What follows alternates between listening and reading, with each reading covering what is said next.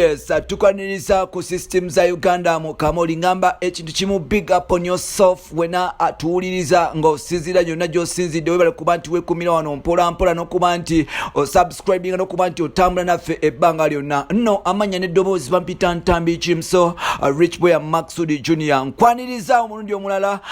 webale kwekumira wano nakulwale tukuletedde mwana muwala amanyikiddwa nga Rachel Reko gatane Grace Nakimera Obbade Okimanyi Nti Rachel Rey Yabba oba yanyaga omusajja wa Grace Nakimera. Now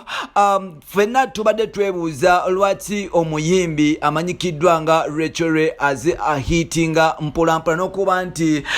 yeye kakati gwe tulina nga female rapper ali mu Uganda kyasinza okuba nti traininga n'okuba nti wakabi mu system za music industry we Uganda naye ng'ate waliwo n'abayimbi abalala. Kino nno kyatutwalidde ebibuuzo binyina okuba nti tutandika okuba nti tunonyereza mpolampola bangi mwali muvayo ne mugamba nti Rachel Rey y'omu ku bayimbi balezibian be tulina e Kampala mbu yasikira Keiko naye ng'ate twakitegeddeko nti byonna byampuna byonna bibadde byakuwayiriza. Rachel Rey ali mu mukwano n'omusajja naye ng'ate omusajja ono yali musajja wa Grace Nakimera. Omusajja ono bamuyita Saka nannyini Victoria Club ekireka. Kigambibwa okuba nti Rachel Rey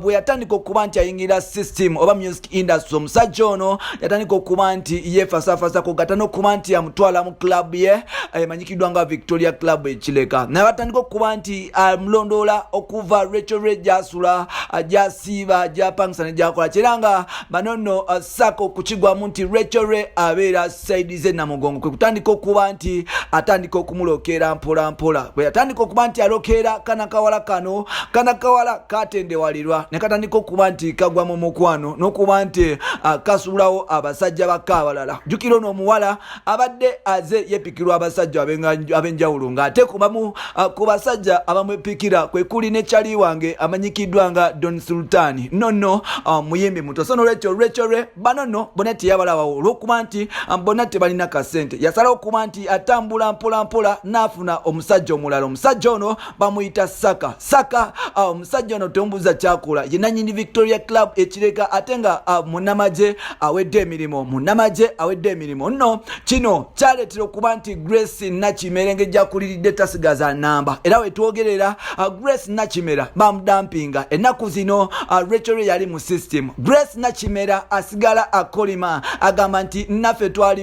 twali bakazi balungi ate ababalagavu naye ng'ate newunyiza okuba nti omwana omuto alina opportunity endala okulaba nti afuna abasajja abakabi agwa ku musajja wange n'aba nti amutwala musajja wange ono mwagala nnyo musajja wange ono tuze nga tutoba mu bintu bingi ebyenjawulo naye ng'ate kikolimisa okuba nti sawa zino takyandabawo alaba mwana muwala amanyikiddwa nga Rachel Rey. Kino nno kireetera abantu okwewalikira mu music industry ya Uganda abantu bangi abaze bayenda ku bayimbi especially abayimbi abakyala bamikisinga nnyo abasajja era nga olutalo entalo zibirawo mpolampola naye ng'ate tonnenya muntu yena kuba nti olutalo lubeera because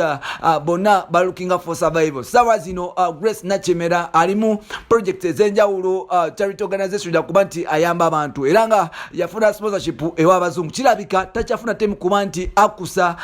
musajja mukulu amanyikiddwa nga Rachel Rey kwe kusalawo kuba nti amuyambako naye ekibuuzo kiri nti lwaki abayimbi abato betanira nnyo bashuga mami ne bashuga daddy lwaki abayimbi abasajja betanira nnyo bashuga mami ate lwaki abayimbi abakyala buli avayo bwati atera nnyo okwetanira bashuga daddy. Rachel Rey sawa zino ali ku musajja wa Grace Nakimera. Bino n'ebirala byoba olinda mu episodes zaffe ziddako nsigadde ntambi kimso Rich Boy Maxudi Junior webale kuba nti weekomira wano mpolampola katukomewo n'ebirala.